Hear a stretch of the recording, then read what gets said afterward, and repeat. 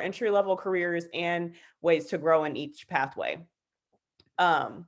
So we will focus for this conference on IT careers, healthcare careers, construction trades careers, and advanced manufacturing careers. But for today, we will focus on IT and healthcare.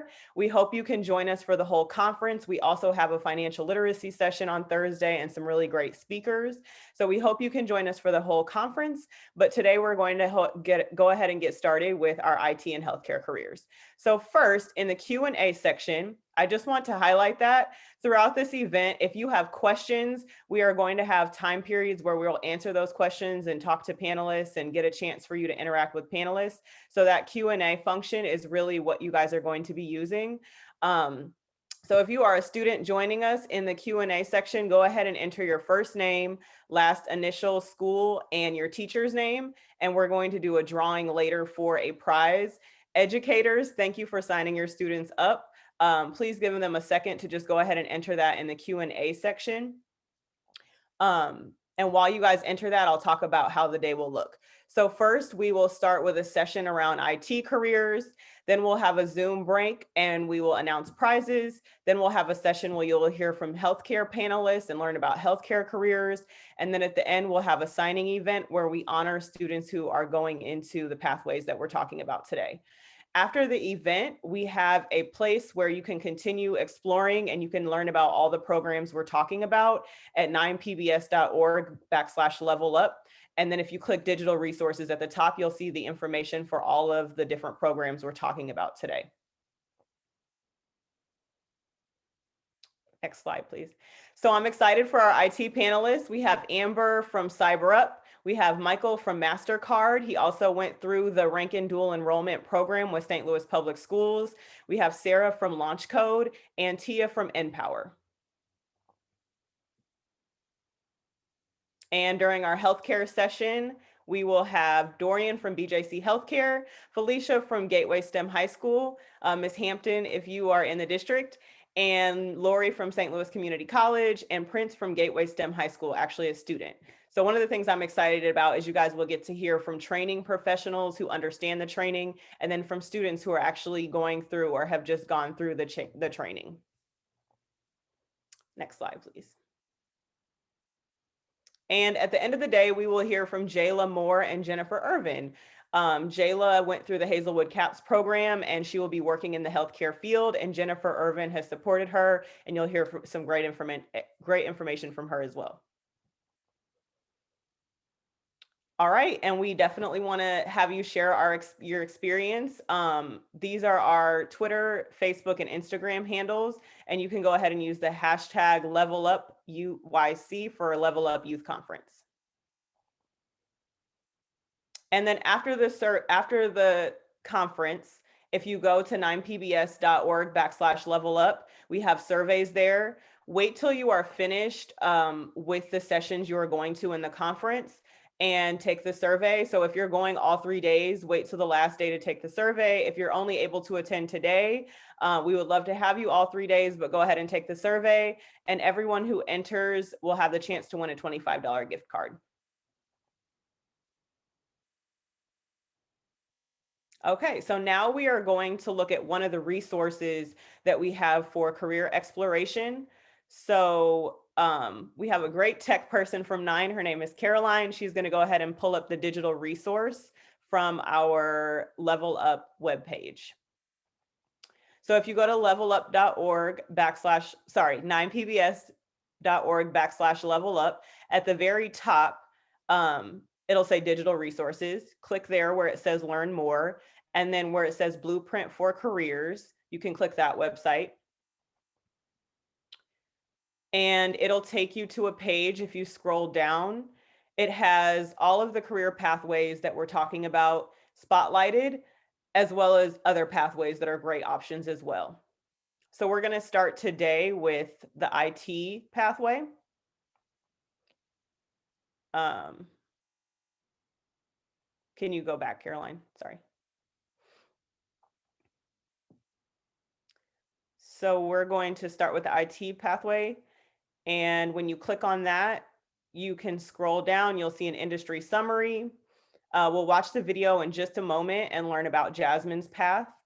But if you keep scrolling, you'll also notice that it talks about occupations, different careers. It gives you the salary information. If you keep scrolling, you'll also see the training programs in our region for each pathway. So this is a really good option for you guys where you can go ahead, find all the information that will help you make an informed decision and really start thinking about the career and different ways to grow in the career and how you can enter the career. So we have that page for every single pathway, and that is Blueprint for Careers. So now we're going to hear from Jasmine, the person who was spotlighted on the IT page.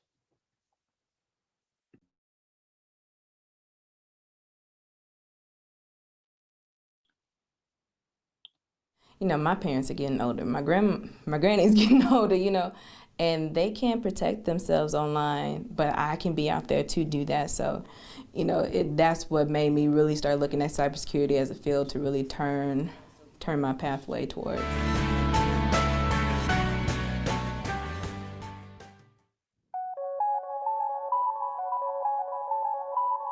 I am the Workforce Development Coordinator for Midwest Cyber Center, and I'm also an apprentice of the Cybersecurity Apprenticeship Program. I was already taking classes at St. Louis Community College for cybersecurity, and I was like, well, let me take a look at this. And when I found out about it, because I'm a person that doesn't really particularly like school, so when I found out I get to work in the field and also get the technical training and get paid at the same time with no cost to me, I jumped on it as soon as I could. At the end of the program, you will be able to test for 2 certifications, which is the CompTIA Security Plus and the Network Plus. Once you finish those, you get a certification from the Department of Labor saying you're a journeyman now for cybersecurity, and you can ride off into the sunset with your junior cybersecurity analyst position. Don't get stuck in the box. My past self was everybody has to go to college. You know, everybody has to get a degree. Be confident and say, hey, you know, I don't think this path is specifically for me, and just follow the path that is for you.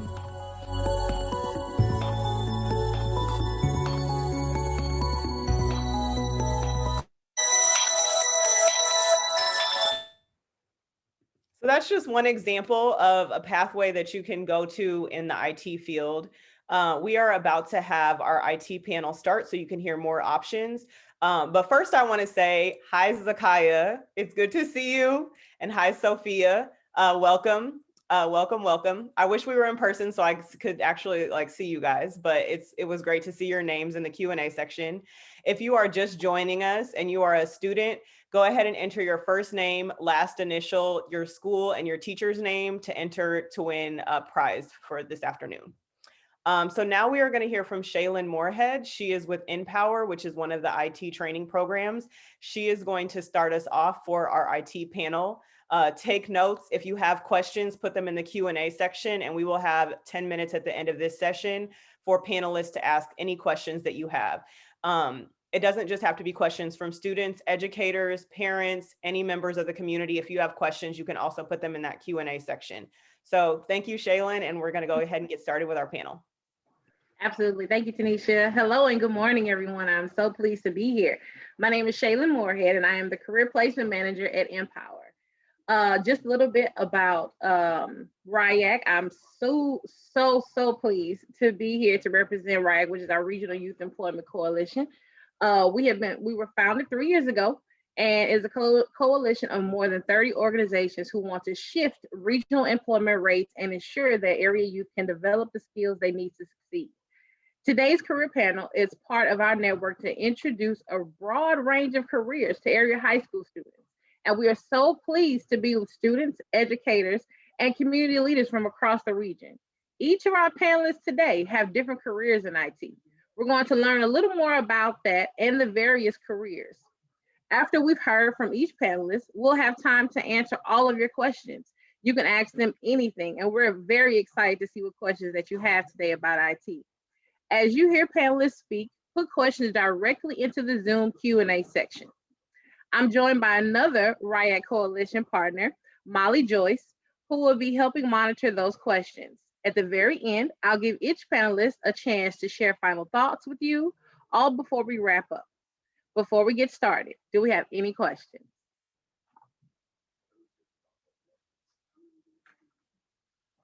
All right, great.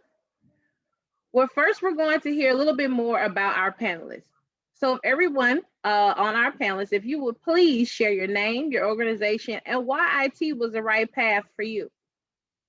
I'm going to start with Amber Lauer from Cyber Up. Good morning. My name's Amber Lowry. I'm the program director for Cyber Up. And for those of you who may not know us, Cyber Up is a nonprofit organization whose mission is to cultivate the cybersecurity talent pipeline. And we do that through training adults with our apprenticeship program and inspiring youth through our Power Up Cyber Games.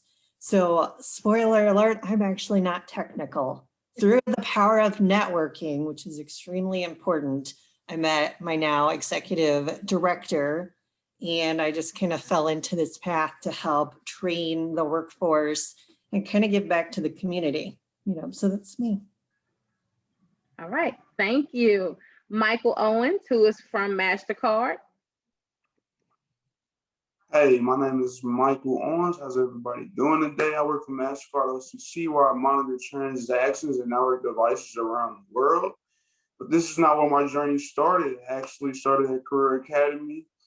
I kind of took a career path in computer networking, learned a little bit, and I got the opportunity to go into dual enrollment, which took me into Rankin Technical College my whole senior year of high school, where I chose IT. I graduated from Career Academy in 2019 and graduated from Rankin in 2020, where I graduated with my networking degree and my CCNA, my CompTIA A+, and that kind of put me in the door to actually get in the career field. So I'm kind of here to talk about my experience as a dual enrollment student, and I recommend it to everyone. It's very great. You get a free year of college. I mean, who don't want a free year of college, first of all? And you get you get a degree and a couple certifications. So if you have any questions to ask me about my experience at Rankin or my experience or the process of getting the job, being young, or even just the process in a corporate IT setting, please let me know. Thank you, Michael. And now I'm going to pass it to Sarah.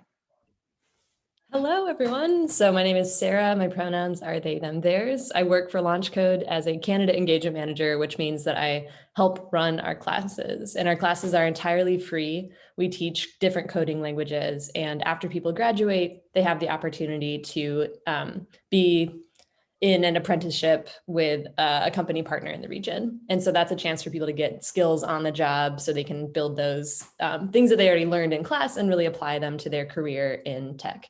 And the reason that I really love this position is that I actually was a college counselor before this. And sometimes I struggled with seeing like how much debt my students were taking on and how disconnected they felt from between what they were learning and what they were going to do. And at LaunchCode, you really have that direct application where we're saying like, this is what you're learning here, and this is what this company or this job will require of you. So that's a really cool connection, and I've seen it firsthand changing people's lives. So it's fantastic. Amazing. Thank you so much, Sarah. And we're all about changing our students' lives. And last but not least, one of my awesome colleagues, Ms. Tia Bird. Good morning, everyone. My name is Tia Bird, and I am a recruitment and admissions manager for Empower. What that means is I'm the person who goes out and looks for young adults that are looking to enter the IT field. What we do at Empower, similarly to the other folks on the panel, we train young adults in the region. Our focus is computer networking for our introductory course. We are working on you building out your technical skills, you building out your professional development skills, and just your personal development, because we want to support you through this transition from 17 to like adult, and what that means when you're going into the workforce. So I am also not a super technical person, but I do enjoy talking to young adults about what it is they're trying to accomplish, because I feel like a long time ago when I was making that decision for myself, there weren't as many resources for folks to take advantage of and talk through and look at different options on how to kind of build out the best education for yourself and based on what your interests are. So I look forward to answering any questions that you have about the field in general and about what Empower can offer if that is something you're interested in. Thank you, Tia. So my first question or second question to all the panelists would be, for each training program, can you share an example of an entry-level career obtained through that training? And what ways could our students grow in the IT industry? I'll start with Amber. All right, so through Cyber Up, we actually have a registered apprenticeship program, and that means you get paid on the job training. You have a mentor assigned to you, so you're not just going in there blind. And then we actually teach you cybersecurity. So for our apprenticeship program, we have a cybersecurity analyst, which is kind of the entry-level position that we put our students into. So you might start off as a help desk position just to kind of get yourself familiar with the organizations, how to connect everything to the systems, and then we slowly build upon how to make that secure. So we focus on just getting used to everything. And oftentimes our apprentices are able to spend some time in each department. So maybe if you hated compliance or risk management or one of the fields that were really boring to you, you're only spending 3 months in it. But we also realize that you don't know what you don't know. So we want you to experience the different type of cybersecurity roles, even within an organization. And then by the end of your year-long program, you can kind of help choose your path and your niche. So those are kind of the things that you can expect of just exploring, just trying stuff, exposing yourself to cybersecurity. Just learn. Thank you, Amber. And what an awesome way, because one of the best things is that our students will have an opportunity to really see what your niche is, what you feel more comfortable in. One of the things I always tell my students is that you're not a machine. You know, you have feelings, you have things that you like, and you know that you want to enjoy every day. So you know that you'll never work a day in your life as long as you're getting up doing the things that you enjoy. So same question, and I'm going to pass it to Sarah. All right, mixing up the order. Okay, I'm ready for this. No, so I wanted to just look at a specific entry-level position that we might have. And this is through our apprenticeship program where people are placed at a company. They have a mentor, they have a team there who's trying to get them kind of up to speed with what that company's doing while understanding that they're still like in their first tech job, which can be scary, but we're here rooting for you. So I'm looking at the entry-level Java developer position. The salary, when you Google it, it's around $65,000 for a starting salary. And that's relatively what we've seen in St. Louis. It's around $59,000 for our people who get placed in those jobs. So this is someone who can understand object-oriented programming, which we do teach. We teach Java and JavaScript in our classes. People who can troubleshoot, debug their software, and work as part of a team. And some things that people can do to learn that, I'm actually going to paste some links in the chat. Keep your eye out for that. But we have free curriculum available on our website. So if you want to check out our discovery program and see if you enjoy just the process of coding and play around with that, that's the first link. The second link is not hyperlinked for some reason, but you can access all of our resources there. And then the last one is freecodecamp.org, where you can just kind of learn to code as you go. We also have a high school program, which is on education.launchcode.org, and that's specifically for high school students. So thank you, Sarah. Okay, and I'm going to pass it to Tia. Hello again.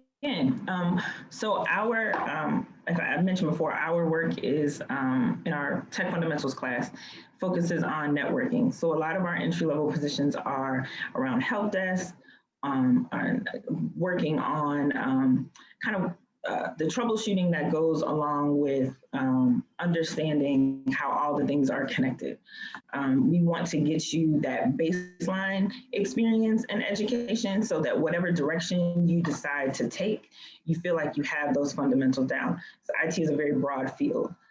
So what we're doing is exposing you to some options, and at the end of our 16 weeks of the technical instruction, you're either going into 7 weeks of paid internship, or you have an option for a like a project-based learning experience that you're being paid for, or direct hire into an entry-level position.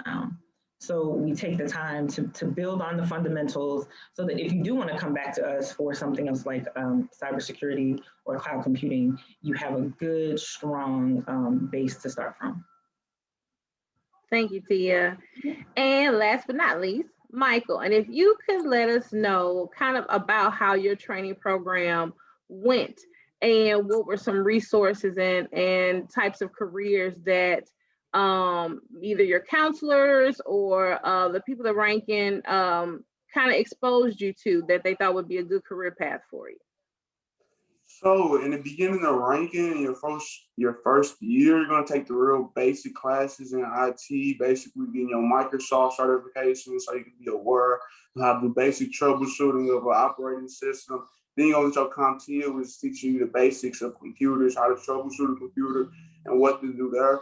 Ranking did offer some IT jobs on campus where you can help troubleshoot things, printers, basically get you something started to have on your resume. And we also did have a job fair, I would like to say every semester, where at least 100 jobs came and they were selling themselves as much as we were selling ourselves.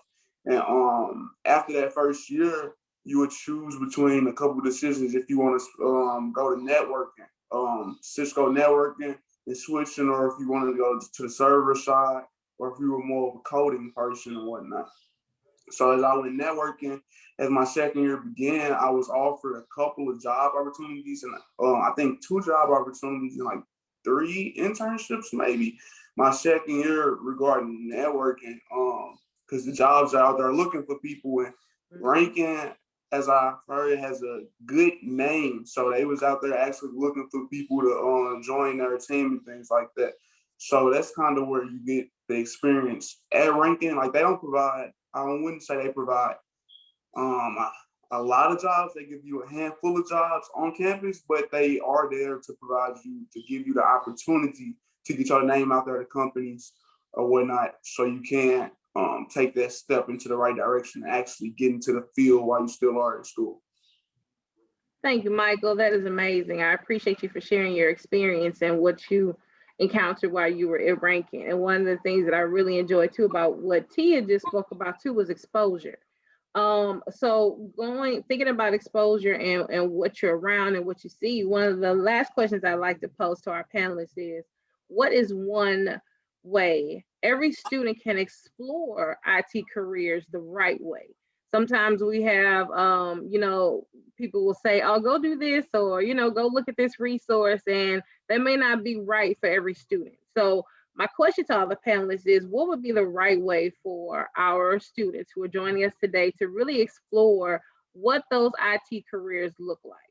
And so I'm going to mix it around. And so, Sarah, I'm going to start with you. I knew it. I knew you were going to. I love your energy, Sarah. It's great. Good morning, everyone. So the thing about IT is that there are so many resources available for free online that there isn't really a wrong way to start exploring learning how to code unless you are actually trying to hack into like a bank. But I think some of the resources that I had posted before, just like trying it, and if you break things while you're learning, like that's normal and expected, and that's teaching you how to fix your code. So if you feel like you're struggling with it at first, like that's completely fine. And I think the best advice someone gave me is like, get good at it and then decide if you like it. And so that's why I really recommend like Free Code Camp, our high school curriculum, and our discovery program. And there are different lengths of activities that you can do there. And another thing is just start talking to people about it. So reach out to anyone, like your teachers, your network through, this conferences like this.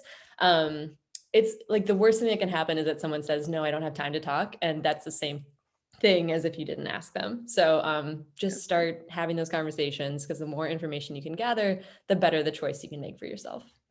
Thank you, Sarah. See, I knew we were in tune. You said one of my favorite words, and I think should be the word of the day, which is networking, right? Woo-hoo. You never know who you're going to run into. You never know who you're going to see. And one of the things I always tell my students is that you must seize every opportunity that is given to you. And in that, I talk really big about networking. You never know who you run into. You never know who will come across your path. And if you don't speak up, you don't talk about the things that you want, you never know where you can get to, right? You never know where you could go.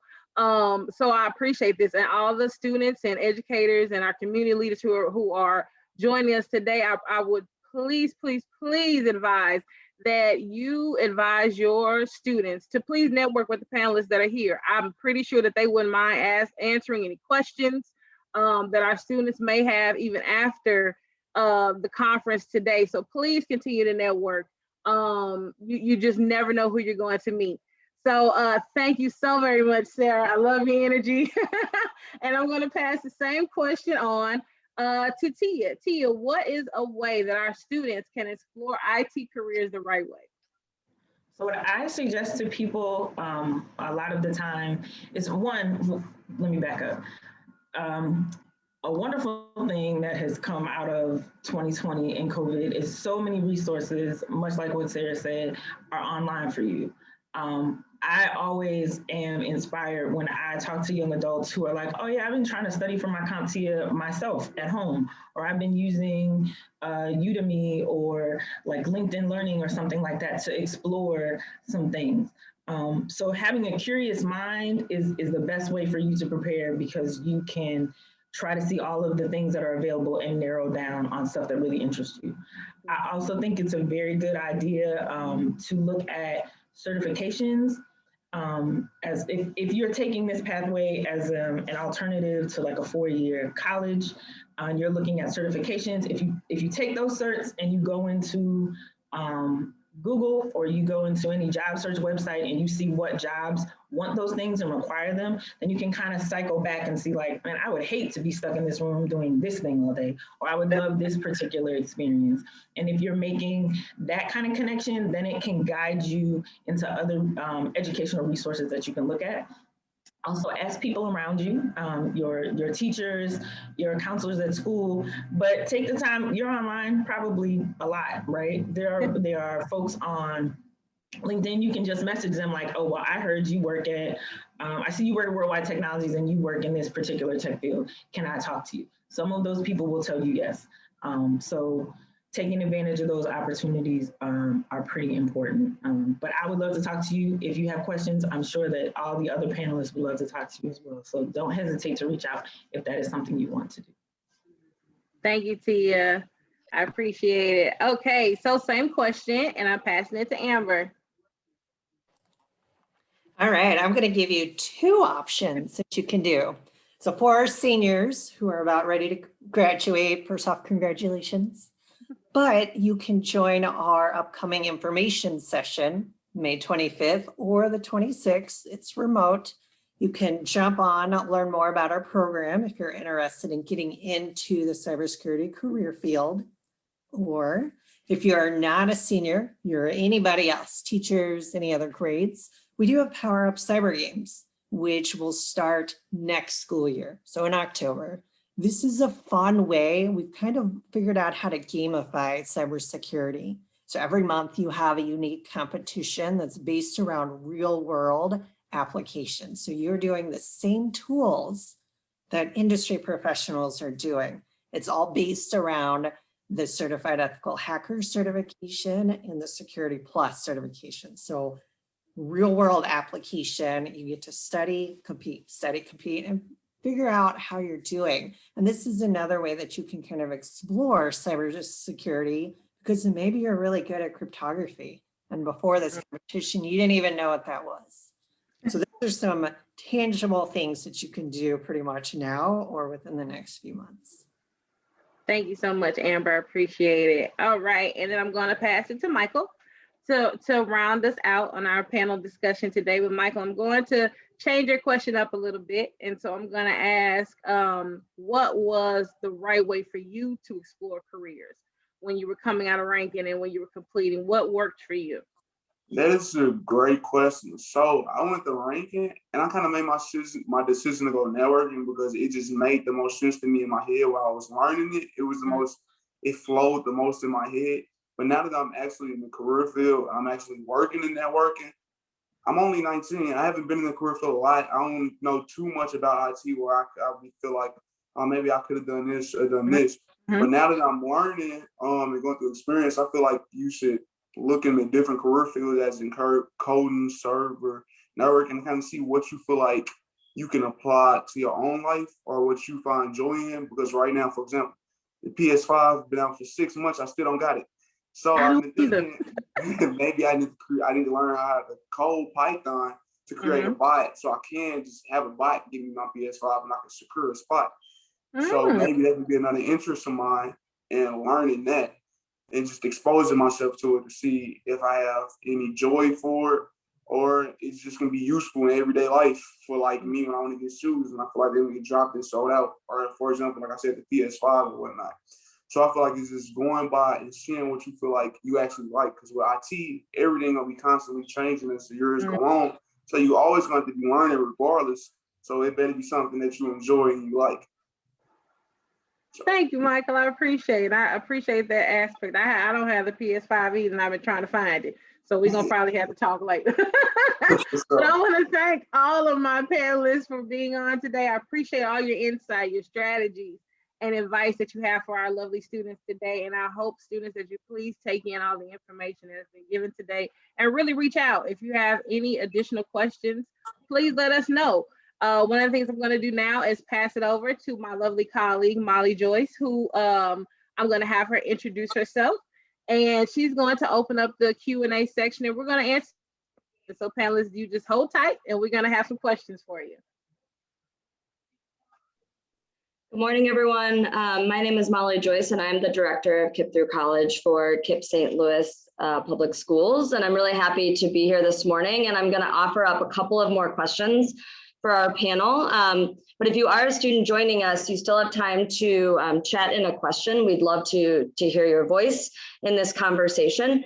So the question I want to ask all of the panelists, from your perspective, and then Michael, your perspective as a student, what has been the most challenging part of the different training programs that you represent for students, or Michael, for you? And then on the other side, what have been the most enjoyable or the most beneficial parts of the program from your perspectives?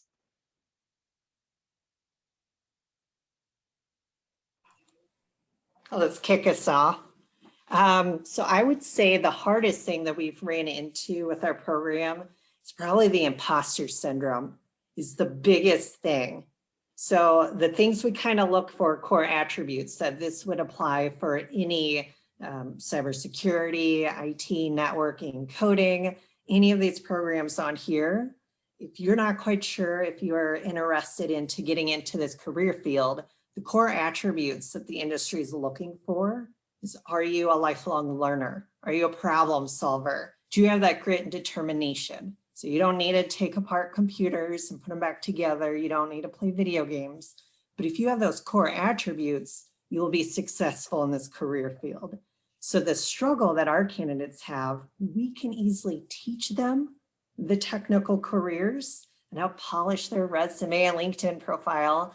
But it's that confidence thing that you almost have to fake it until you make it. We believe in you. It's just you have to believe in you.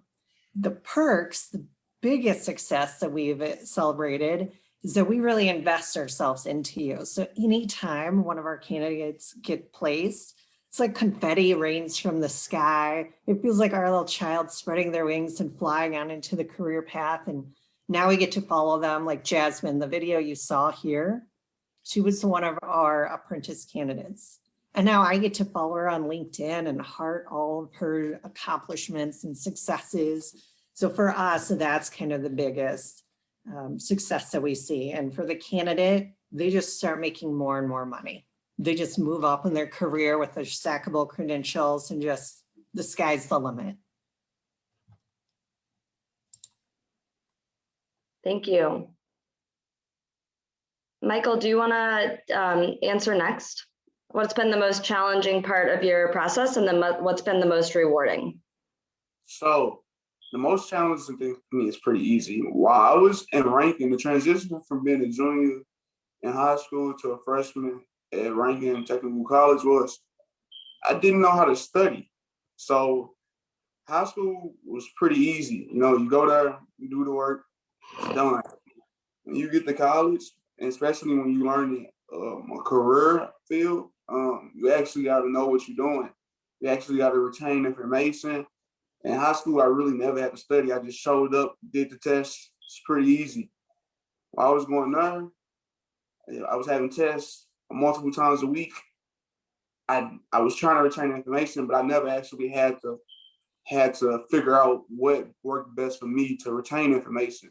So that was kind of a struggle for me, trying to figure out what worked for me. I eventually got it because at Rankin we do have, I don't know what it's called. It's like a library situation where we do have upperclassmen there that kind of help you study and things like that. But that was the hardest process for me. And the most rewarding thing was actually studying, getting doing good on my tests, and then taking my certifications and getting my certifications. And once I got those certifications, I slowly seen the doors open for me. Once I got my Microsoft certification, my CompTIA, and then my CCNA, I seen doors open up, and I seen how people were interested, how jobs and employers were interested or whatnot. Michael, I think you touch on two really key things. One, study skills are really, really important, but I think you were also alluding to the idea of like asking for help and making sure that you reach out and you don't feel afraid or like too insecure about asking for help. So did you use a lot of the teachers and other supports at Rankin while you were there? Yes, so the teachers are great help. My main teacher for networking, one of the best teachers I ever had. He had no problem with if he couldn't help you, he'll take you to the side and grab one of his best students from that was ahead of you or whatnot in a different semester than you. And he'll try to put them, assign them to you to kind of help you with the test and tell you what's going on or whatnot. And like you said, with the study methods, that is a big thing because you're trying to condense a lot into one class and trying to condense a lot, and everything kind of go hand in hand with what you learned in the beginning of the year and the end of the year. So you can't just be learning something for right now. You got to be learning to actually retain it for the future. So that was a big thing. And like I said, everybody in IT, not everybody, most people are geeks. Everybody like talking about it. So it's really never a problem with asking somebody, what's this? They get to going on and on and on, and you got to beg them to stop. So it's really never a problem to stop and ask somebody for their help. Yeah, that's great. That's great advice. Thank you, Michael. Sarah? Yes.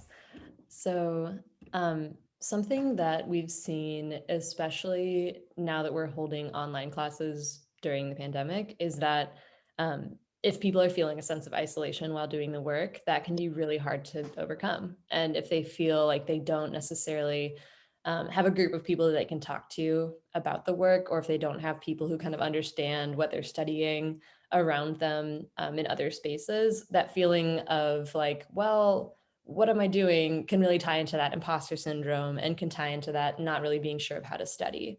And so something that we're really trying to do is like build out our classroom culture, encourage people to meet up for like online socials or really talk to each other during class and think about who they want to study with, because that kind of like teamwork and that kind of encouragement will really help them be better coders, I think happier people, and also really strong in their next job because they'll have that experience of working as part of a team and also seeing the really human aspect of that work. I'm so sorry. I think I forgot the second part of the question. Can you remind me of that? Yeah, for sure. Just what might be challenging about the program. Oh, okay. So that, I think the challenging part is the isolation that people can feel online. Oh, and then the best part, sorry. Yes. The best part, I love attending graduations and hearing people say how much this program has meant to them and how much the learning has meant to them, and hearing from my students that they feel relevant and that they feel like they have what they need to pick up their career from a place where they thought it was paused. And seeing that happen with women, with people of color, like all of these populations who are historically underrepresented in tech, hearing them say like, well, we're going to go and make a difference and we're going to bring more people into this field. And hearing also our mentors say, I want to change what, the workforce looks like. And this is why I'm doing this. And I'm trying to make positions for the people who I'm teaching. So seeing that really strong sense of purpose and also that sense of identity where people feel like they have the skills now and they're really excited to apply them. That's great. Thank you. And last but certainly not least, Tia. Hey, okay.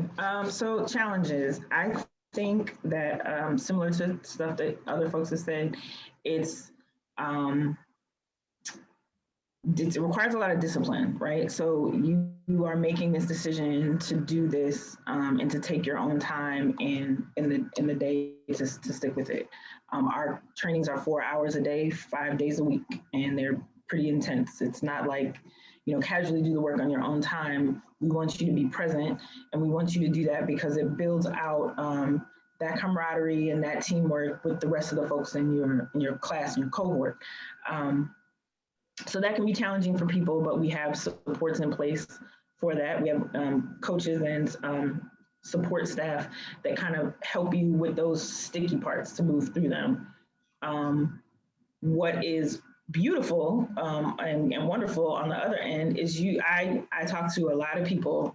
So I meet young adults who have been in like low wage jobs or who are responsible for supporting their families, or some have children already. And to see you in 6 to 8 months time transition from, you don't want to work at Dollar Tree, Dollar General, whatever anymore, and you have an entry-level job that is giving you great wages and benefits, and you're able to like make a for real shift in your life.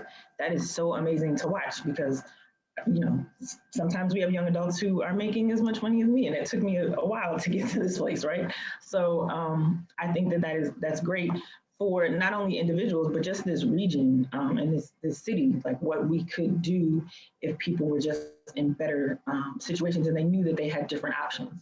So that's what I find the most encouraging. Great. Thank you so much, Tia. And thank you to all of our panelists. I know I'm pretty familiar with these programs, and yet I learned even more this morning. So I certainly benefited from this, and I imagine that a lot of people did as well. So thank you for your insights, panelists, and thank you for your time. I believe we are now going to take a Zoom break, which I know we could probably all use every day. So you can go to the bathroom or get some water, get up and stretch. And I believe we will come back at 9:55, and I might be turning it over to Tanisha. Yes, thank you. Thank you all panelists. This was amazing. I will say I was like trying to furiously take notes and couldn't catch everything because this was all really good. So if you are registered for this event, you will get the recording, and I encourage you to rewatch it. We did have a question about when training programs are accepting people. I would definitely go to their websites because all of them have different deadlines, different enrollment periods. But yes, take a break, stretch, get something to drink, and we'll see you guys back at 9:55. Also, sorry, this is really important. So we, as you can see, there is a lot that goes into each program, and we weren't able to have every single program here. St. Louis Community College is another option, and they have great programs as well. So all of these programs and the program at St. Louis Community College are on the digital resource that I showed you guys at the beginning. So check that out if you want to during your break, or just take a solid 10-minute break, but we'll see you back here at 9:55.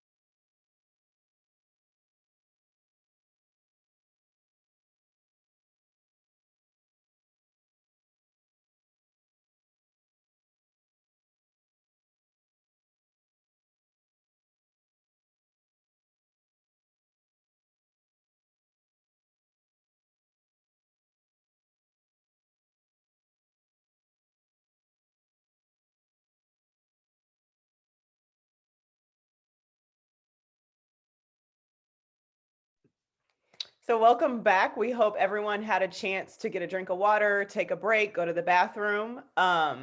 We are now going to announce the winners for our prizes. Students, we're glad to have you. Educators, we're glad you've brought students. So we'll have Ebony Hooper go ahead and announce our winners. All right. Hi, everybody. So thank you for that introduction, Tanisha. My name is Ebony Hooper. I am with St. Louis Recast, which stands for Resiliency in Communities After Stress and Trauma, and is an initiative that's led up by the St. Louis County Department of Public Health. And so Recast is all about participatory budgeting and getting residents to add their input and really decide how projects are funded right where they live. And youth, young, just like you, are involved in that process. So I love doing community outreach work, and I'm super excited to announce the winners of the prize. And so I hope you all are back. I hope you enjoyed your break. And so with no further ado, we have two winners, and they are Zakaya and Sophia. So I hope you guys are here. Tanisha is going to be following up with your schools so that you can get your gift cards. And I hope you have some wonderful plans for those gift cards. And maybe you'll include me in that. I don't know. But as the community engagement coordinator, I'm always looking to connect with youth. And so our initiative does work with youth as young as 11 and up. And so I'll put in the chat box where you can learn more about Recast and connect with me at our website at recast-stl.org. And I am going to pass it back to Tanisha so that you guys can continue to learn more about career pathways. We're so glad that you're here. Congratulations, Sophia and Zakia. Thank you so much, Ebony. They are doing really great work. So I encourage you guys to go learn about them. After one conversation with Ebony, I was on the computer for like 2 hours trying to understand everything they're doing and including the community and funding. It's really amazing. So definitely check them out. And congratulations, students. We will make sure your schools get those gift cards to you. So we are going to start learning now about healthcare careers. It's going to be the same structure. You guys will have the opportunity to ask questions, but we are going to start with a demonstration of how to get to the healthcare careers in Blueprint for Careers. So back again at that 9pbs.org/level up webpage where you guys registered, go ahead and click on digital resources. And really quickly, before Caroline clicks the Blueprint for Careers, I just want to point out that there are a lot of videos there that we have for different career pathways. So you can explore, we have all the training programs. And so if you look in the career pathway exploration, there are a lot of ways you can explore. So we're going to start with Blueprint for Careers, but make sure you check out all those websites. They also have great materials. So we're going to go ahead and scroll down. And if you remember, you'll see the industry spotlights as soon as you go to the Blueprint for Careers link. And we're going to go ahead and click on healthcare. And you'll see the same thing that you saw for IT. You'll get a great summary of the industry. We're going to watch the video in just a moment of someone who found the healthcare career was best for her. You'll see entry-level occupations, all the different salaries for different career pathways. And then it'll talk about the training programs and the options available to you. So if you guys want to check out Blueprint for Careers, you can definitely find all this information afterward. And I also encourage you guys to watch the videos so you can make sure you get the most out of it afterwards too. Okay, so now we're going to go ahead and hear from someone who found the healthcare career was the best pathway for her.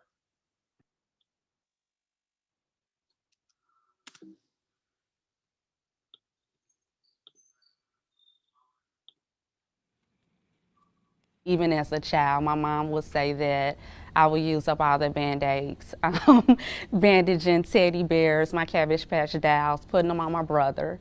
So I always had a need to help people.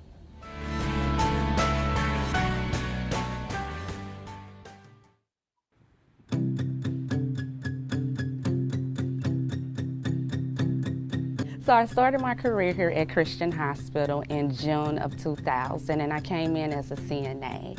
So when I got out of high school, I had my CNA license and I started in the nursing homes, and I knew that that was not the setting that I wanted to be in.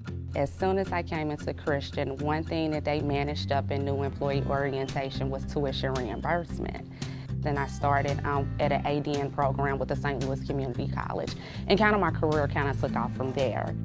So to become an oncology certified nurse, a couple of things. You first have to have that desire to want to work with oncology, hematology patients, because that's any type of specialty. You have to have a desire to want to do that.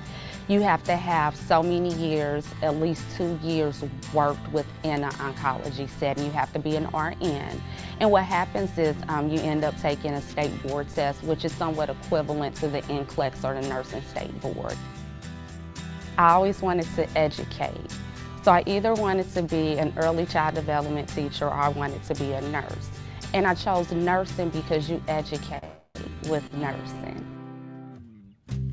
I think for me, what it is just knowing that I had an opportunity, even if it's only for a snapshot in time, that I was able to encounter this person and hopefully make a difference in someone's lives. Like I previously said, I'm huge on education and being able to educate a patient and they take it out to the community and educate their family and their friends in the community. Maybe it's something as simple as the side effects of a blood pressure medication.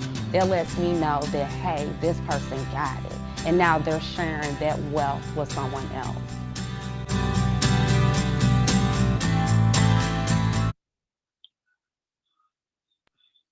That was so great. Healthcare has so many different complex dynamics, just the part where she's educating people about medications and taking care of people and helping people. So I'm excited for you guys to hear from our panelists who will be able to tell you the wide range of careers you can go to in healthcare.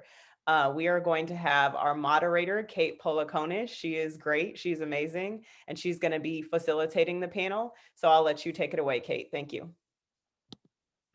Thanks, Tanisha. I'm so excited to be here. My name is Kate Polikonis. I am the program manager at STEM STL. STEM STL is a nonprofit that exists to make sure that everyone in the St. Louis region, from O'Fallon, Illinois to O'Fallon, Missouri, has fantastic STEM learning in school and out of school and in work-based learning experiences, and that we have really robust pipelines into the STEM jobs in St. Louis of the 21st century. So I am thrilled to be here to be able to talk a little bit about healthcare careers and pipelines into those careers. I am so lucky to be part of the Regional Youth Employment Coalition and to be able to do this work. So up next, we're going to talk to our panelists today who work in healthcare. We're going to learn more about the panelists and more about their careers and their career pathways. And then just like the earlier panel that we had, after we hear from each panelist, we will have an open time for your questions and the panelists to answer. You can ask them anything. I'm really excited to hear what questions you have. Obviously, healthcare is like a huge field and there's so many different pathways. So getting a chance to hear what you're thinking about is really exciting. You can feel free to put questions directly into that Q&A feature here on Zoom. I'm really lucky to be joined by another RIAC member, Marquette Connor, who will be the chat monitor and will be asking those questions of the panelists when they've kind of done all of the preset questions that we have this morning. At the very end, I'll give each panelist a chance to share a final thought with everyone here before we wrap up. So are there any questions before we get started? Okay. Well, with that, let's go ahead and introduce our panelists. So kicking things off, I'm going to go ahead and call a panelist. When I call your name, if you could please introduce yourself, say what organization you're with, what your role is, what you do, and why healthcare was the right career pathway for you. So we're going to start off with Dorian Hobbs, please. Good morning. Good morning, everyone. My name is Dorian Hobbs. I am the Talent Strategies Manager for BJC Healthcare.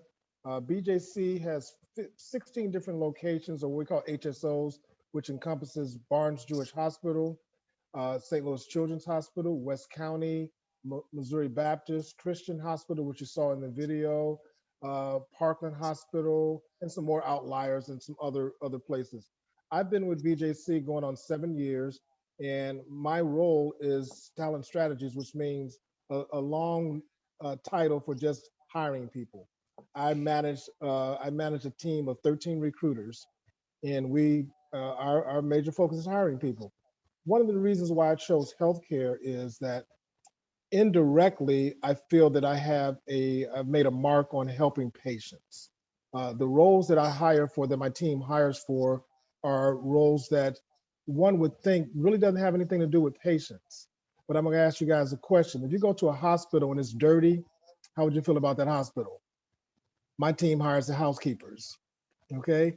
If you go to a hospital and you go to the cafeteria and the food is not good and it's all, none of the food is good, the coffee's weak, how would you feel? My team hires them. And so I tell people all the time, we're the most important department, because if you go to a hospital and it's dirty, you're not coming back. And if you don't like the food, you're not going to eat there.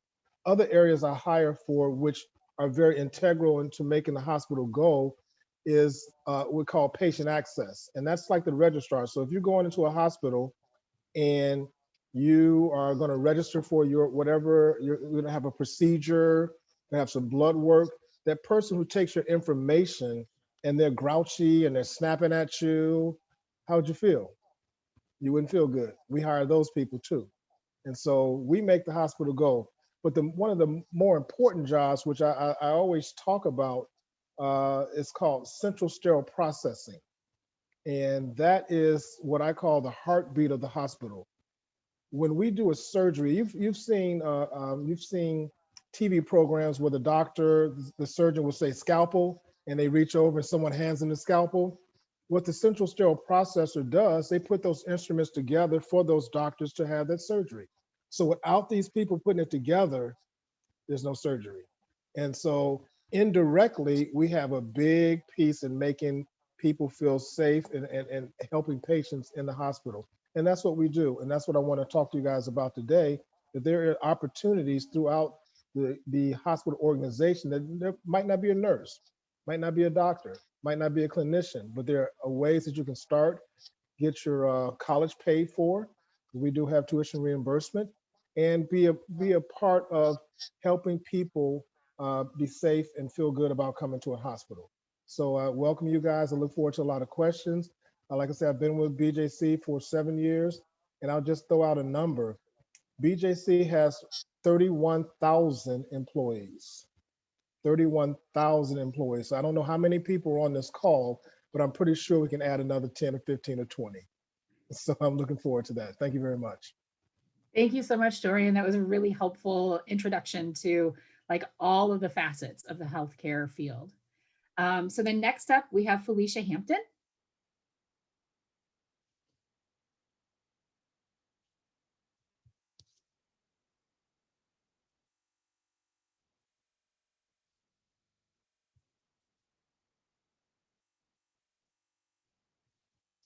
Felicia, it looks like you might be on mute.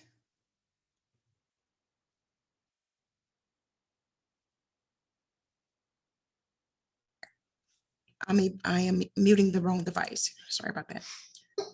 Yeah, I apologize. I was muting the wrong device. Thank you for IT. They were earlier in the session. Good morning. My name is, there we are.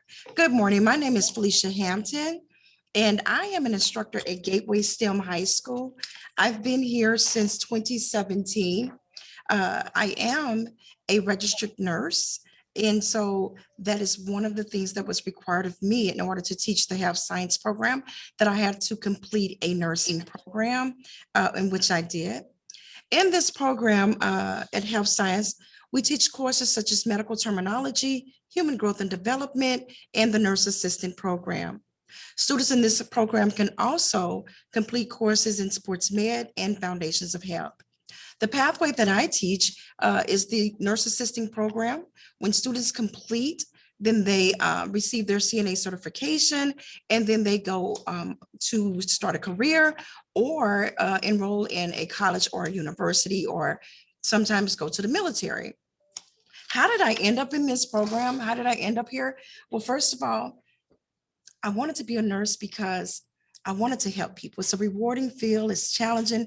If the pandemic didn't teach us that nursing is important, last year was the year of the nurse. This month, we celebrate Nurses Month the entire month long. And that's because we make a difference in people's lives. We help save lives. We help prevent infections. We help people heal. We assist family members. And for me, I was helping my grandmother as a young child, and I helped her a lot. And I remember one day she said, "You should be a nurse. You give the best baths." And that started my journey to becoming a nurse. And with that being said, I went to Forest Park Community College. I received my nursing degree. I started working at Bowen's Hospital upon completion on the neurosurgery floor. While at Barnes, I was able to attend UMSL, and Barnes assisted me with that payment to help me pay for my degree at UMSL. When I completed UMSL, I stayed there at Barnes for a short bit, and then I went on into agency. The thing about nursing is that you can taste the rainbow, right? Taste the rainbow. There is so much to do. There is so much variety. So if you're in one area, you're working in a hospital, and you say, I want to see something different. So I've worked in long-term care. I've worked as a school nurse. I've worked rehab. I've got a chance to work in people's homes and do one-on-one. And so I've done a lot, and I'm here working as an educator. But there are other areas. You could become a pediatric nurse. You can work in labor and delivery. You can do oncology and work with cancer patients. You can become a trauma nurse. You might like that excitement, that fire that goes behind the rushing and the impact. You can work in the ER. You can become a flight nurse where you're flying across the country, taking sick people from one area to the other. This tastes the rainbow of the career of nursing. It's a beautiful place to be. There's forensic nursing. We also have health policy. You might want to be someone that changed the trajectory of where the country is going by changing policies in healthcare. There's information.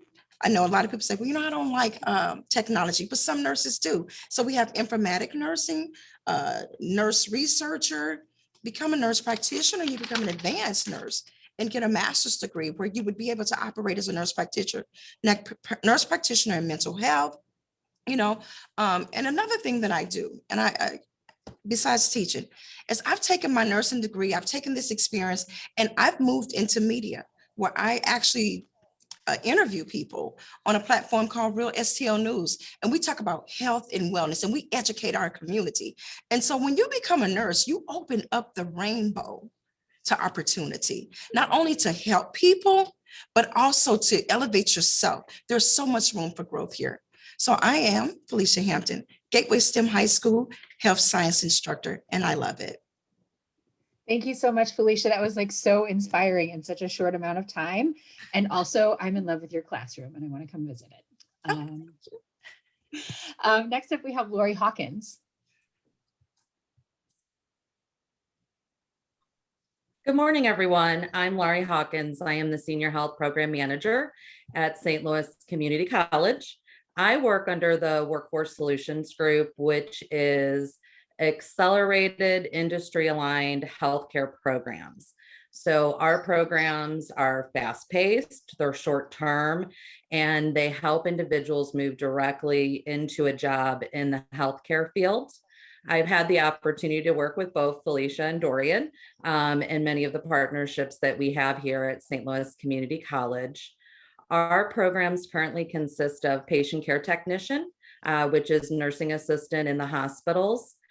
We work with BJC Healthcare, SSM Health, St. Luke's Hospital, and Rake Jordan Pediatric Bridge Hospital. We also do medical assistant training, and that is working with the same organizations in addition to our community health centers for those frontline workers that work in the doctor's offices or clinics. We also have a community health worker program, which we're very proud of. And these individuals are those that educate Those in the community, they do a lot of outreach. They work in healthcare organizations along with nonprofit organizations and really focus on those social determinants of health. So they are individuals that really look for social justice and want to change the trajectory of those that may be experiencing those social determinants. And then recently, which we're currently working on, and that's what I'm working on with Dorian, is a training program for the Central Sterile Processing Department. And that hopefully will be up and running here this summer. And that will also be a short-term program to help those be credentialed to work in that area. So we have a lot of great things happening here at the college. Most of our programs too really lend towards pathways for our allied health programs here at the college. And so we have many certificate and degree programs as well. And so my programs do offer a great first start and a first step in their pathway. And then students can go on into nursing, radiology, sonography. We also have clinical lab technicians, as well as physical therapy assistants and occupational therapy assistants. So it is just a really great way with our short-term programs to get your foot in the door. And then, as everyone has said, take advantage of that tuition reimbursement so that you can continue your pathway and continue your degrees. Thanks, Lori. The community health worker program is one of the coolest programs I've ever seen. So, I mean, so much great work happening at St. Louis Community College, but that one's so exciting. Thank you. That's my baby. So I'm always very, very proud of that one. That's great. You have a great baby. And then last, but certainly not least, we have Prince.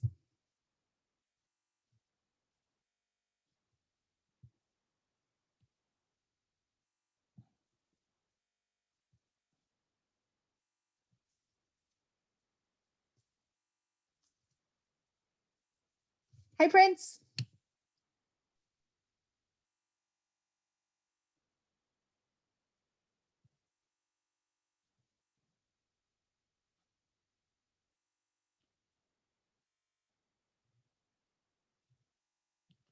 It doesn't look like you're muted, but it sounds like you're muted.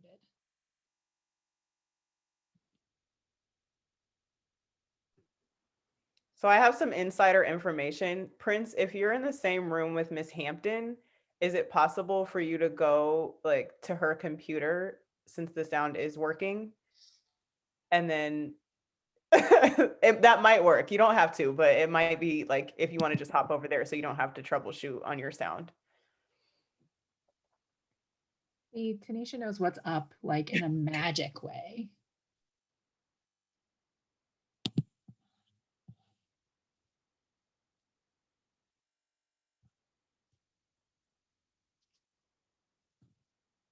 So while we were waiting for Prince to join us from a separate location, I'll just go ahead and encourage people to start thinking of questions that they might have for these panelists. Like, we're so lucky to have this like really wide ranging group of experts. So, go ahead and throw those in the chat. In a few minutes, we'll have an opportunity for Marquette to take us through the questions from the crowd.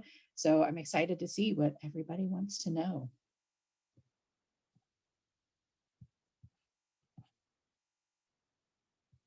So I might go ahead and we'll hold off when we know Prince is back.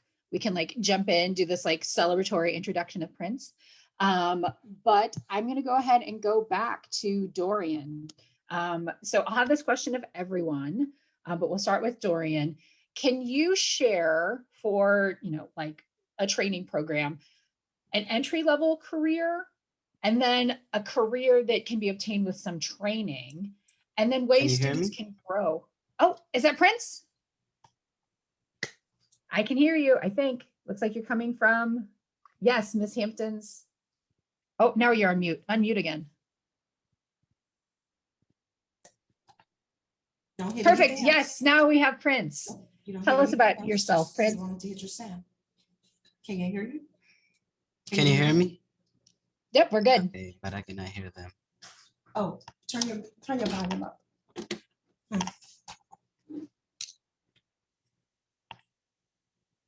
Can you hear? Yep, Can you hear me? Yep, we can hear you. You can hear him? No. Take it out and talk. See if you can take it out and talk to him. Take the headphones Okay, out. there you go. Can you hear me now? Yes, yes. All right. Yes, we've got it. So Prince, tell us about yourself. Okay.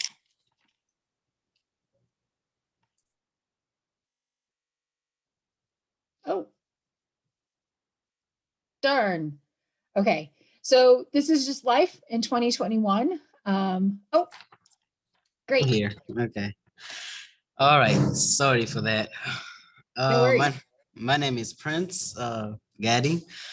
I am a student at Gateway STEM High School. I graduate this month and I am accepted in Union College in Nebraska, majoring in biomedical science.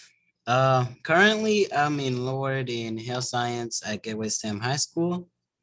In this program, I learned about medical terminology, career in college, readiness, skills, and I'm completing my training as a nurse assistant. I will receive my certification as a nurse assistant this month before I graduate with my high school diploma. At this time, I'm working as a nurse assistant for a nurse home. I assist with activity of daily living with residents who can not help themselves. I choose this career pathway because I want to become a cardiologist. This pathway will assist me with the goal of becoming a doctor. So in healthcare, I feel like there is not enough doctors, specifically for like colored doctors. I also want to be a cardiologist because we all need the body parts. All the body parts are needed, but the heart, I feel like, is the most central organ for the body. You can live without a leg, you can live without an arm, but you cannot live without a heart. So I feel like I can save more lives with me being a cardiologist, and that's it. That is amazing. Excellent point. And I'm just like so impressed that like you're graduating from high school with your CNA and work experience and college acceptance in hand. Would you mind coming and speaking to my children about like how you have like already set yourself on this path? Because that is incredible. Congratulations. Oh, thank you. That's awesome. All right, thank you. Okay, so now I'm going to go ahead. I'm going to go throw things back to Dorian. So if you could talk again, the reminder. So an entry-level career that you deal with, and then a career that requires some training that you can grow into. And then if you can talk specifically about ways students can grow in the healthcare field. Yeah, thanks for that. And first off, I have to do this for Prince. I mean, that's awesome. That's very awesome. When I was a senior in high school, I had no idea what I was going to do. All I knew, I wanted to play basketball. That was it. I didn't know anything else. I knew nothing else about what I wanted to be or do. So congratulations to you, Prince. Entry level, let me share something with you. There's a lot of different ways that you can do entry level at BJC. I want to tell a quick story about a nurse manager. This nurse manager, he got his degree while working at BJC, but he started as a housekeeper. Okay, he started as a housekeeper. And while he was a housekeeper, he got his degree, and then he went and became a PCT, and then became a nurse, and then became a nurse manager. So sometimes entry level doesn't always start where you think it should start. I mean, starting as a housekeeper, his mindset, and I share this with people all the time, the mindset is to get your college degree paid. You know, and sometimes you can start somewhere and work your way up. And one of the good things about BJC is that we have a lot of different opportunities for you to do that. So I just want to throw that out. Don't get stuck in the way, oh, I have to go You can get in and let BJC pay this and get to where you want to be. This guy is a nurse manager, okay? So he manages nurses, and he started cleaning the rooms. So incredible. That's an incredible story. That's an incredible story. But one of the Laurie mentioned it earlier. One of the entry-level positions is central sterile processing, and we're really highlighting this because it is such a cool job. And you think about it, the instruments that the doctors use, we're going to clean them and sterilize them, but even more, put them in order for the doctor, the surgeon to perform the surgeries. And what I mean by that, when you, let's say if you go into your junk drawer and you have to go through your junk drawer to find what you're looking for, or you have your tool drawer to find what you're looking at, no. In central sterile, those instruments are lined for the first one he's going to use, the second, the third, or she, they're going to use the first, the second, the third in order like that, and they put it together. So that's a pretty cool job. Another entry-level position is called PCT. And those are primary care technicians where they're working with working with actual patients in their rooms. And a lot of people do that while they're getting a nursing degree and while they're working to become a nurse or a clinician. So that is another one that a lot of us start in, a lot of people start in. But those are two that you can entry level can start in. But again, it doesn't have to be. I'm a big proponent on that. If you want to get your college degree, who's going to pay for it? If you want someone to pay for it, get the job that's going to help you pay for it. Like I said, this guy, he's so sharp. He started cleaning the rooms, and now he's a nurse manager for our organization. So wherever you want to do, whatever you like to do, just get started. As long as someone's going to pay you and pay for your school, that's the most important thing, to get your school paid for. So is there another one that you have, Kate? I think you really covered it. I mean, like the ways they can grow. I think that like earning while you're learning is such an important point. Everybody here, learn from my mistakes. You don't need to graduate with, like several $1,000s worth of student debt. You can find organizations like BJC that are really going to support your development. Dorian, what I really loved was, like from the central sterile to like primary care technicians, it feels like whatever your like skill set is, what you feel like really comfortable in, it sounds like there's a career path within healthcare that can do that. If you are great with people, then you can go into the patient care side. And if it's like you're more technically minded, then there's stuff there for you too. The other one that I keep highlighting is called patient access, and they're registrars. And those people with great personalities who want to deal with people coming in. Think about it. If you're going in for surgery, you're not in the best frame of mind, and this person's going to ease you into this. And that's another entry-level job that you can be earning money and also getting your college paid for while you're in that. And it can go from a lot of different ways. But there's a lot of avenues in the medical field where you can do whatever you want to do, really. And we even have opportunities for people who want to work with their hands, mechanics, plumbers. I mean, think about it. The hospital still has to run. This hospital still has to run.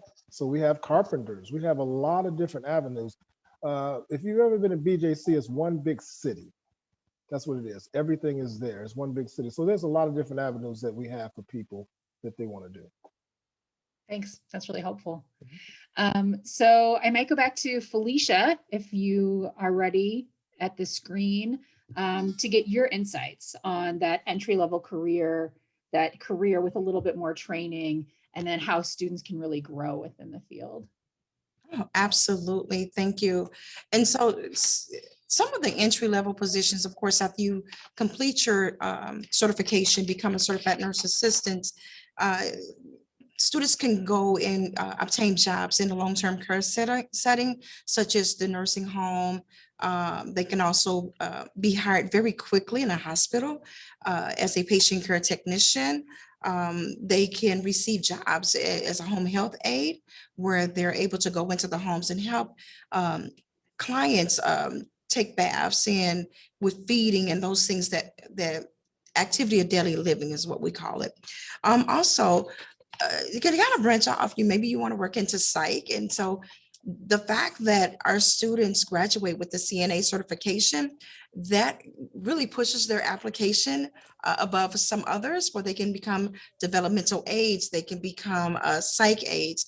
I've even seen some certified nurse assistants who work in schools aside the school nurse. And so I know Ferguson Florissant School District and Hazelwood School District, we're hiring certified nurse assistants. So there is an opportunity for nurse assistants, certified nurse assistants, and to go just as many different directions almost as the nurse themselves.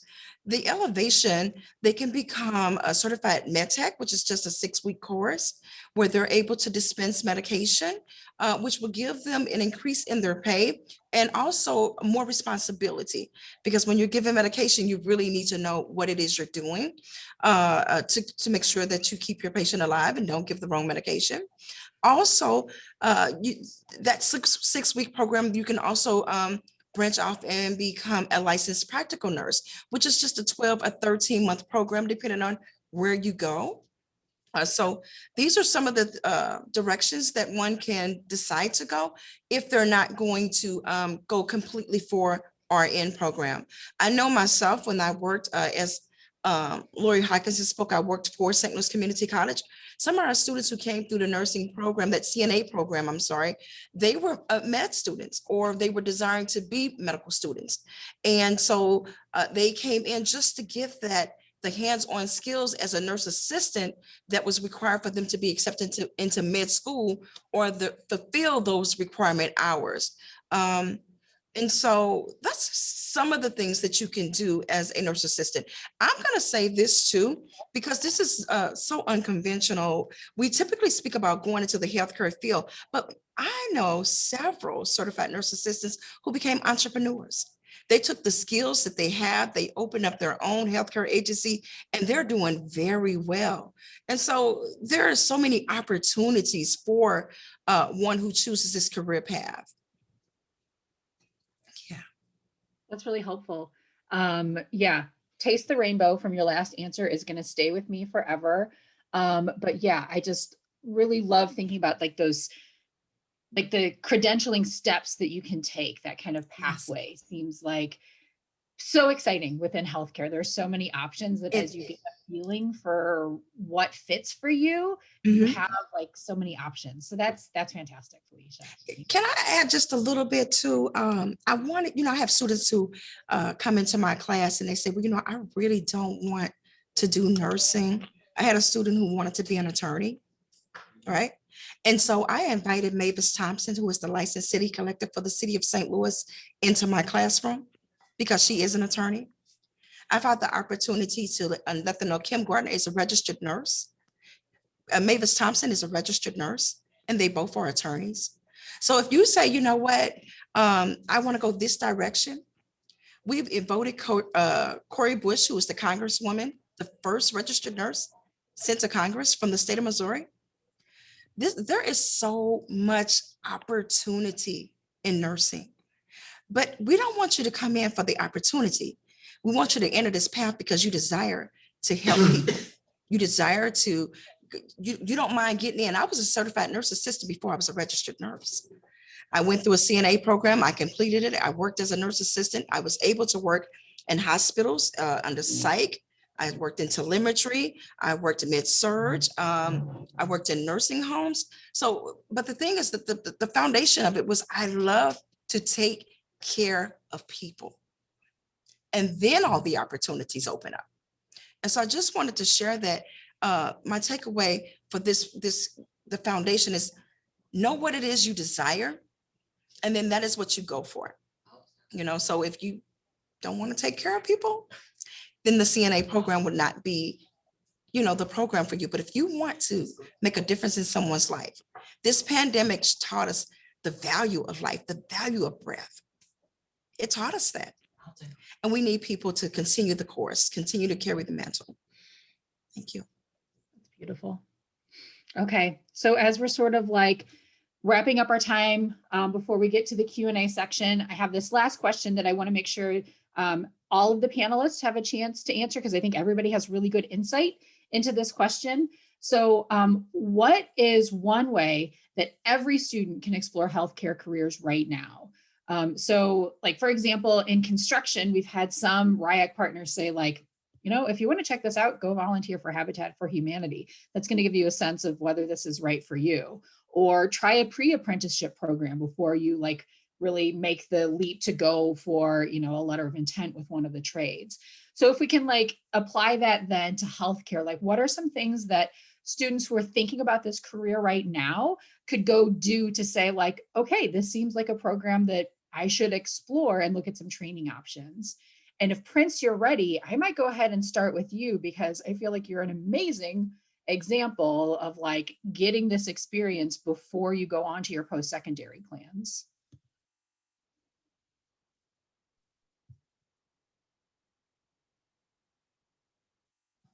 I think you're still not able to be heard on that computer.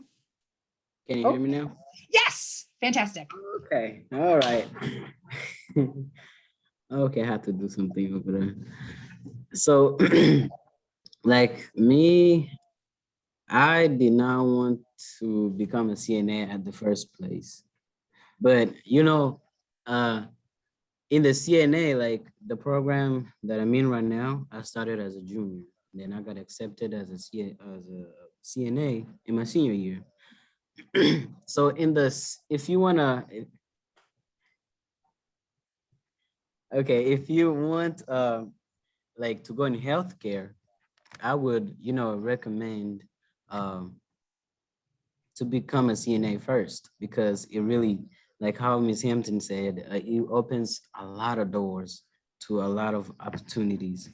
So I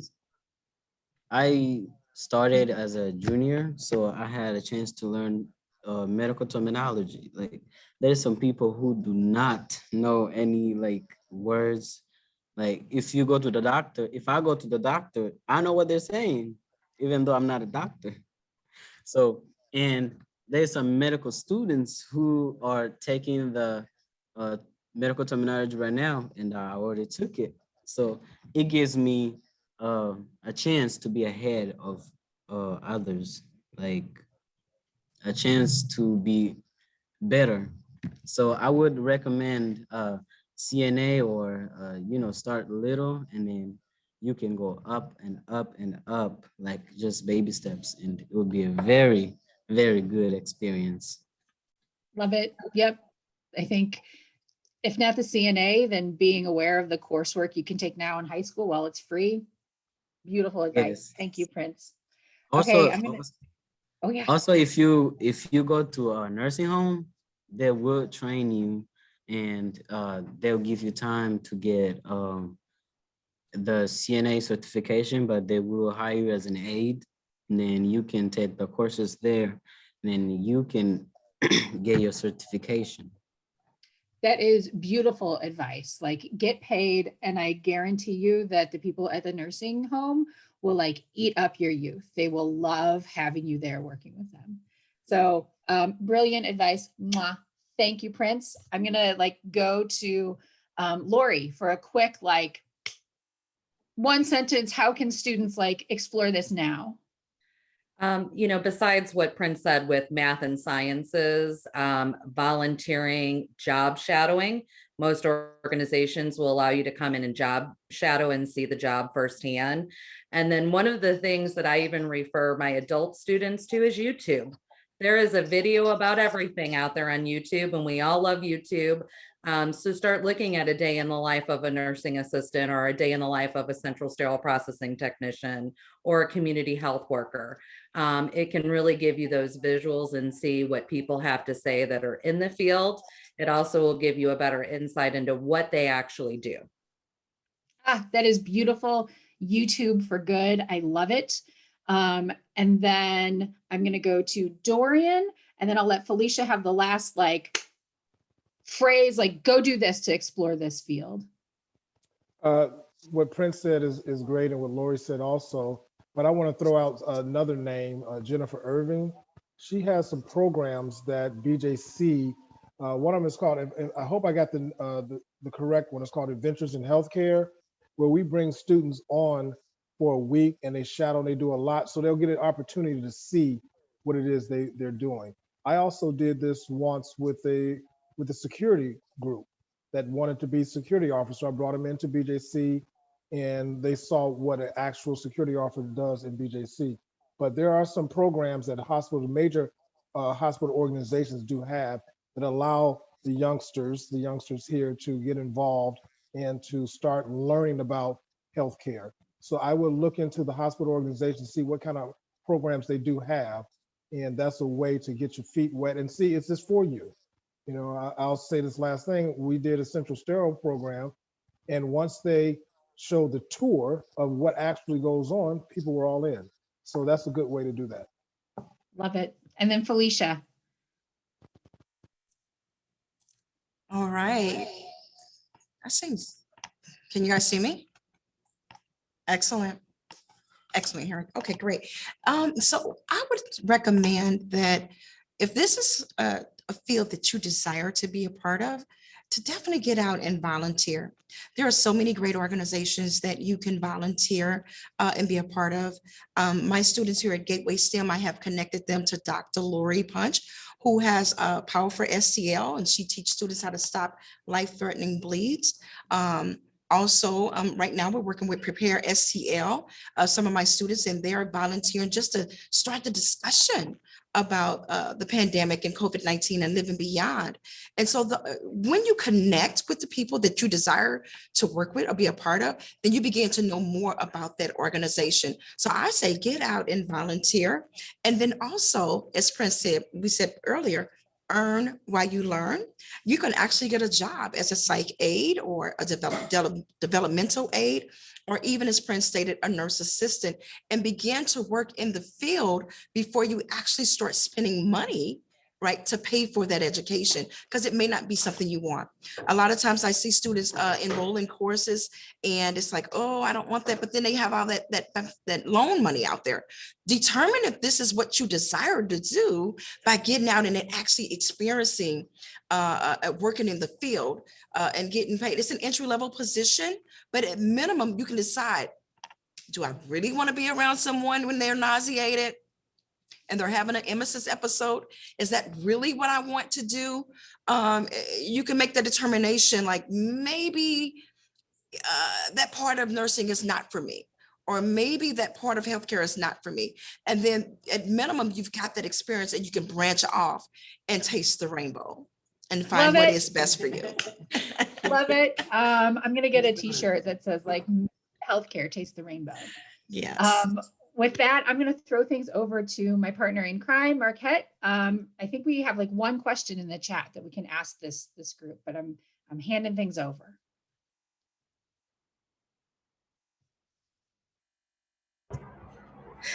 Good morning, everyone. This has been such an informative panel discussion. My name is Marquita Connor, and I am the Senior Director at Better Family Life. And I've just been so inspired. Prince, keep doing what you're doing, because it is just awe and it's inspiring. I'm like, Kate, come on over and talk to my juniors who are getting ready to matriculate into their senior year, because that is just wonderful. And you all have been so passionate and so inspirational that all we have is one question really to ask. And that is, and whoever wants to ask it, where do you see the future of healthcare going within the next 10 years for the various healthcare careers that you all discussed today? I can start. Okay. That answer. Let's just roll it back a year ago when the pandemic hit and when all the things that changed us drastically. I mean, everything changed. One thing that didn't change that much was the hospital, the nurses, the first responders, all of those people who care about making people feel better. That didn't change. Stores ran out of toilet paper. We didn't run out of things to do with the hospital. We couldn't go any place, but the hospital still was open.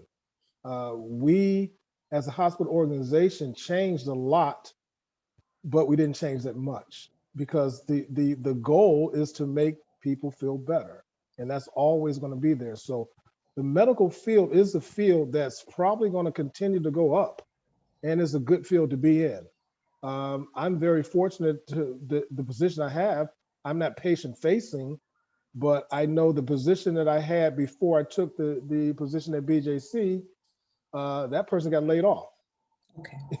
You know, so I'm fortunate. So the medical profession is just gonna, we need young people. One of the problems that we have is that when people are about to retire, we don't have enough people to replace them. And that's not only in the clinician phase or in the nursing phase or in the doctor's phase, it goes all the way down to, as I said, the mechanics, the maintenance people, all across. That is, the hospital will always have. Now we're changing.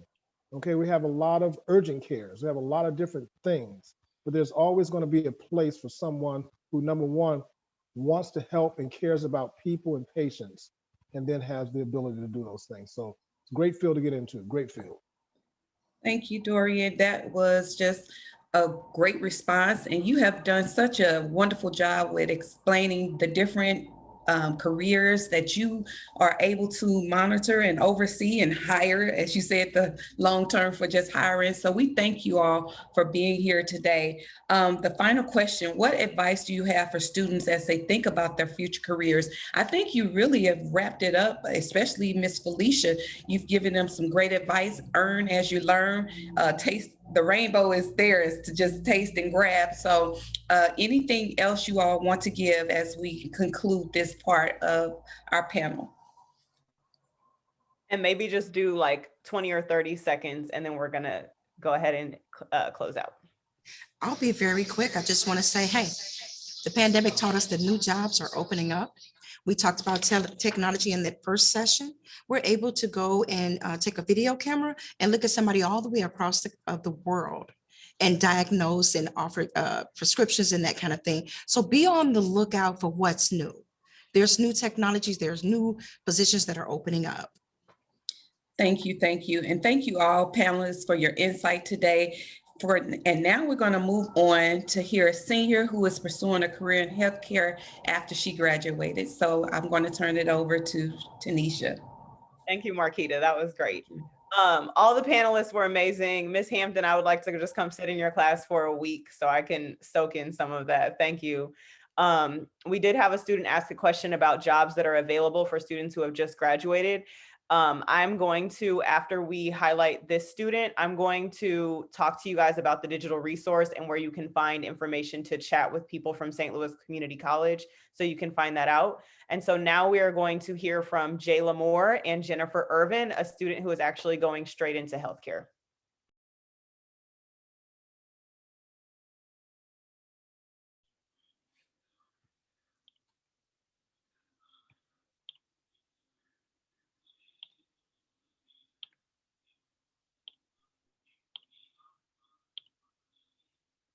My name is Jayla Moore, and I am going to school to be a trauma surgeon. I play sports, I play lacrosse, and I am a senior at Hazelwood West High School. Right now, I will be going to school to Maryville, and then Ms. Jennifer, she helped me get in the program, the PCT program, which is Patient Care Technician, and I will be working at Children's Hospital. So I am Jennifer Irvin. I'm with BJC Healthcare. I'm out of the department BJC School Outreach and Youth Development. My role in the department is career development, developing career programs, partnering with schools to make sure that students get exposed to careers. And our ultimate goal is to connect the students while they're in high school, continue with them until they get into their ultimate career, or unless they come to work for us right out of high school, so that we can have them to be a part of our organization. I had talked to my counselor my junior year, and she told me about the CAPS program. So I was like, oh, okay. And she described it and everything, that it would be a Christian hospital, and we would get like one-on-one with the doctors, the nurses, and everybody else in the field. And that's when she introduced us to the program. We had to take a test and an interview again. And then that's when we got accepted. So then we went to the hospital and we got introduced to Miss Jennifer. When I say that was like one of the best things that happened, because Miss Jennifer, she helps so much with everything.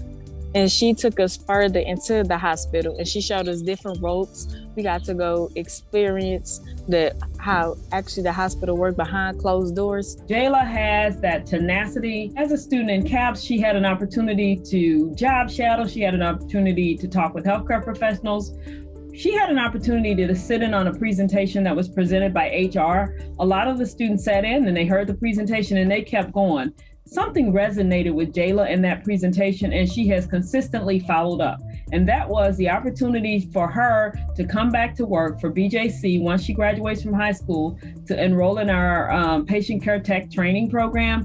And from there, working as a patient care technician to be able to get tuition reimbursement. She also participated in her own time after school in our Explorers Post.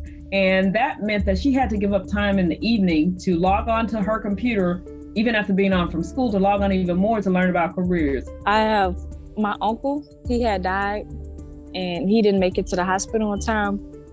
And that was one of my biggest things. Before we talked, I told him that, okay, I was looking into being in the medical field. And he was so happy, which gave me more motivation. And I was like, okay, I want to be a trauma surgeon. And then I feel like since he died, that's another thing that I can do, make him happy, because I know if he was here with me right now, he would be very proud. So her tenacity, her follow through, her willingness to get the job done, all impressed me about Jayla. And again, I just already see her as a part of BJC Healthcare, walking down the halls of whatever career she chooses to go into as far as healthcare, just being so successful. So I'm very proud of Jayla. There's a lot of people out there in the health field that are willing to help you, such as counselors and other doctors, if you speak to them, and they will help you get a further look into your career. What I would say to students considering career paths is to give healthcare a second look. As we've gone through this pandemic and we've had to pivot on a lot of things, the one thing that has been always consistent is healthcare workers are heroes. Whenever you turn on the TV, whatever you see, it's all about healthcare workers, and it doesn't necessarily end at the bedside. Anyone contributing to the overall safety of the patients, to working anywhere within the healthcare system, have contributed and are definitely heroes. So think about a career that A, you're going to always have employment at your fingertips, and B, that is daily gratification.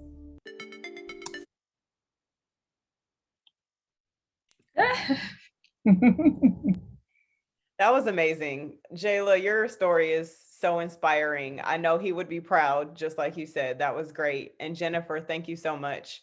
So we have about 3 or 4 minutes. I just want to hear maybe one word from Jennifer and one word for Jayla, just advice that you have for participants who are going to start the training. Jayla, I know you just finished the training. So what advice do you have? And then Jennifer, what advice do you have after years of working with students who are going into the healthcare field? So we'll start with Jayla. Go ahead. Okay, so advice I have is, first, never be afraid. You have to dive in, you have to go. Because otherwise, if you hold back, self-doubt or anything, you're going to miss out on a lot of opportunities. So first thing, go for it. Thank you. And you always have confidence in yourself. That's great. Jennifer, what about you? So my word of advice to students, adults, and anyone is what I always share is the sky is the limit. You don't ever have to feel like you can't attain your goals. It all starts with motivating yourself and thinking about it. And you can always, it doesn't cost a dime to job shadow. So seek out whomever you're looking at that you say, I want to be like that person one day, and ask them. And 99.9% of the time, a true professional will allow you the opportunity students to job shadow. Specifically BJC School Outreach, because the programs that we offer to Hazelwood, we offer to St. Louis Public Schools, we would love to partner with your school as well.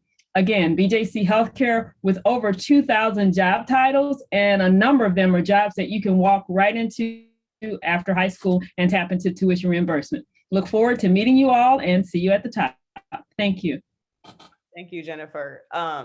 My email is also on that Level Up page. So if anyone has questions about anything we've talked about, you can definitely reach out to me. Jennifer, I just worked at a school that was helping students explore healthcare careers, and Jennifer had immediate ideas for how we could get students engaged. So thank you, Jayla, for sharing your story. We are proud of you. I'm excited to see you. I wish I could turn back time so I could have the confidence that you have as a high school graduate. You are doing a great job.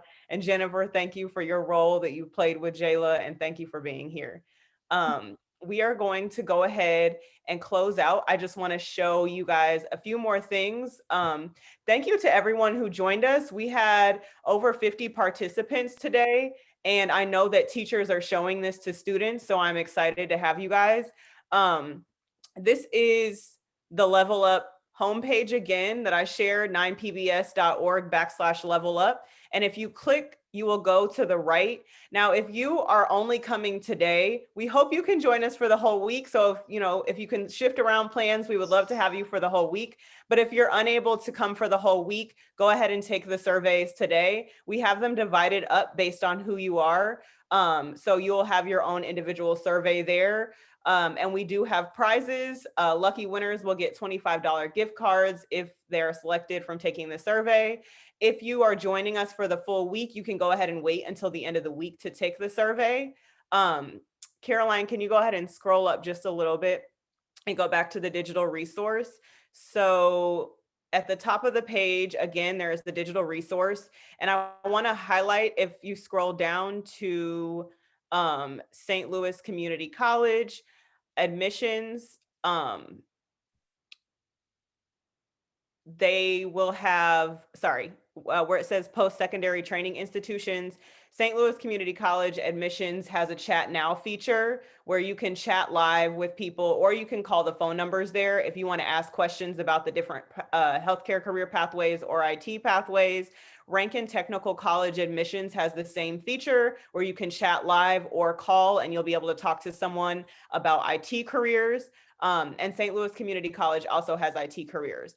And then where it says credentialing and training programs, you'll see CyberUp, Launch Code, and Empower, and St. Louis Community College also highlighted there. So you can have concrete options if you are interested in entering IT or healthcare. We have a few more questions from the audience. So let's make sure we get those answered. Someone said that they wish they could be in high school and work with Jennifer. She's amazing. I will echo that. And are there programs like this available in Illinois? I'm not sure of the specific programs, but I will definitely make sure I follow up and find that information out. So thank you for that question. This has been a really great day. I'm grateful for everyone who has come, everyone who has participated. Thank you. And we will see you guys tomorrow. Oh, sorry, Jennifer just let us know that this service is available in Illinois schools as well. Thank you, Jennifer. So tomorrow we are going to have great panelists, the same structure where we will have students who either just finished the program or are currently in the program. We'll have instructors, so you guys will be able to hear from all those perspectives. We'll have people from the industry. And then Thursday, we will have speakers, and you will hear a great financial literacy session. So we hope that you guys will join us tomorrow and Thursday. We're glad you were able to join us today. Have a good afternoon. I think the rain stopped, so we should have a clear afternoon with some nice, easy breezy weather. But have a great week, and thank you for joining us.